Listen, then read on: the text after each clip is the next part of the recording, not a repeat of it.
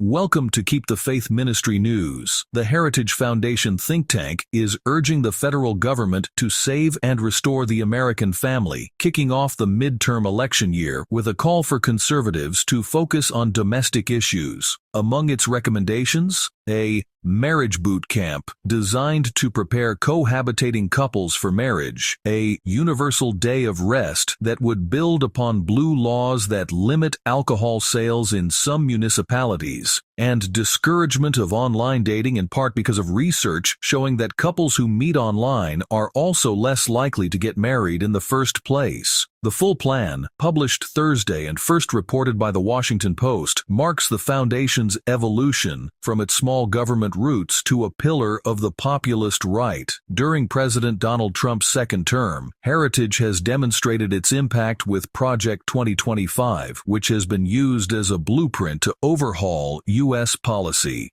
The government's primary role is to clear the weeds and prevent its policies and programs from poisoning the ground, wrote the new report's authors, led by Roger Severino, Heritage's Vice President of Economic and Domestic Policy. Unfortunately, except for radically redefining the institution, marriage is not currently a federal priority. Last year, Heritage President Kevin Roberts roiled conservative corners when, as Democrats accused Republicans of tolerating anti-Semitism in their party, he defended prominent conservative commentator Tucker Carlson for his friendly podcast interview with far-right activist Nick Fuentes, known for his anti-Semitic views. The comments sparked outrage and the resignations of Heritage board members, staffers, and executives. The ultimate guidance in the new Heritage report is that U.S. policy encourage and protect the formation of families, not mere fertility, recommending against any policies that undermine marriage and the formation of families or reward or encourage needless delay in marriage and out-of-wedlock births. Tax codes, Heritage writes, should not penalize marriage and encourage single parenthood, and education policy should not coax young Americans to delay marriage while pursuing needless credentials. The report also calls on Trump to issue a series of executive orders requiring every grant, contract, policy, regulation, research project, and enforcement action involving the federal government to do the following: explicitly measure how it helps or harms marriage and family, block actions that discriminate against family formation, and give preference to actions that support American families.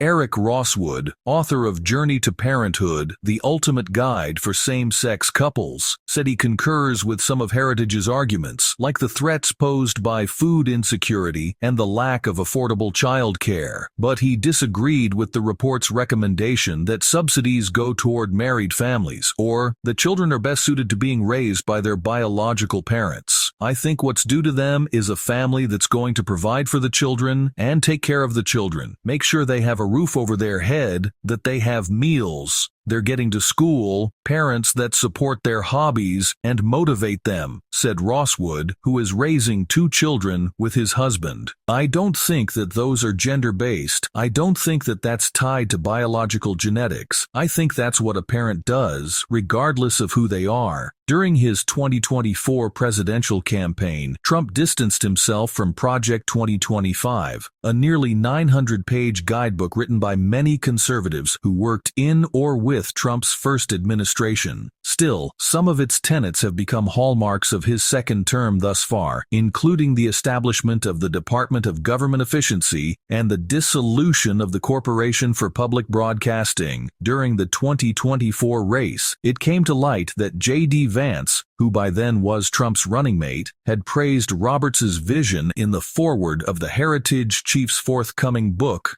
Dawn's Early Light, calling Heritage the most influential engine of ideas for Republicans from Ronald Reagan to Donald Trump. Now Vice President Vance, who at times references his personal struggles when describing policies he says would help make parenting easier, has long been clear about making family formation a policy priority, suggesting ideas ideas such as allowing parents to vote on behalf of their children or giving low-interest loans to married couples with children. Acknowledging that in vitro fertilization, a medical procedure that helps people facing infertility build their families, has its benefits, the report argues against the practice outside of marriage. A babies at all costs mentality would come at too great a cost, and not just financially, but morally and spiritually, and intentionally denies a right due to every child conceived to be born and grow in relationship with his or her mother and father bound in marriage. Heritage writes, "The Heritage Foundation is a Roman Catholic organization. While a day of rest is not a day of worship, it will surely lead to it." Quote, "Heretofore, those who presented the truths of the third angel's message have often been regarded as mere alarmists. Their predictions that religious intolerance would gain control in the United States, that church and state would unite to persecute those who keep the commandments of God, have been pronounced groundless and absurd. It has been confidently declared that this land could never become other than what it has been, the defender of religious freedom.